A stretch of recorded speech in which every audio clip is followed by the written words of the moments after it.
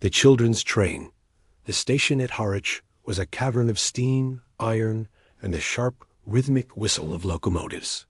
It was 1939, and the air in England felt different, heavy with the scent of coal smoke and the unspoken dread of a war that had not yet arrived, but was already felt.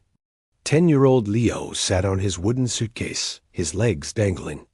Around his neck hung a cardboard tag with a number, 3,482. To the British authorities, he was a statistic. To his mother, who had pushed him onto a train in Prague 3 days ago, he was a heartbeat they had to send away to keep it beating. He was part of the Kindertransport. "Keep your coat buttoned, Leo," a woman in a green uniform said, her voice kind but firm. She was one of the volunteers, meeting the hundreds of Jewish children arriving from across Europe. "The families will be here soon.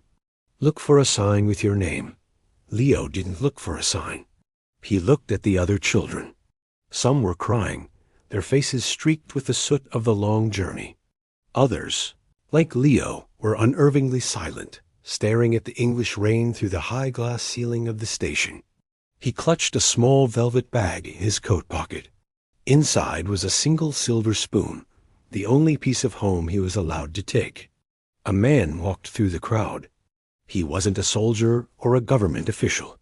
He was wearing a rumpled suit and spectacles, his eyes scanning the rows of children with a mixture of desperation and relief.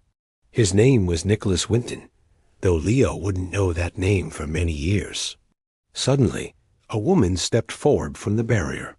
She held a piece of paper that shook in the wind. On it, in messy charcoal, was written, "Leo Fisher." Leo stood up. His knees felt like water.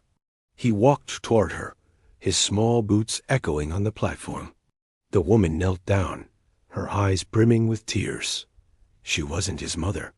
She was a stranger from a village in the Cotswolds who had opened her home to a boy she had never met. "Hello, Leo," she whispered, her English accent strange to his ears. "I'm Mrs. Hall. You're safe now." Leo looked back at the train, the great Eastern locomotive hissing steam into the cold air. He thought of his parents standing on the platform in Prague, their figures shrinking as the train pulled away. He didn't know then that the train he had just stepped off was the last one that would make it out. He didn't know that the silver spoon in his pocket would be the only thing left of his family's legacy. He reached out and took Mrs. Hall's hand. Her glove was warm and smelled of lavender. As they walked out of the station and into the gray afternoon, Leo saw a newspaper headline at a kiosk, "Tension rises in Europe." He didn't understand the politics, but as he felt the solid ground of a new country beneath him, he felt a flicker of something he hadn't felt in months. The war would come. It would tear the world apart and turn cities to ash. But on that platform in 1939, a bridge of human kindness had been built. Leo was just one of the 10,000 children who crossed it, the living proof that even when the darkness is deepest, there are those who will spend their lives holding the light.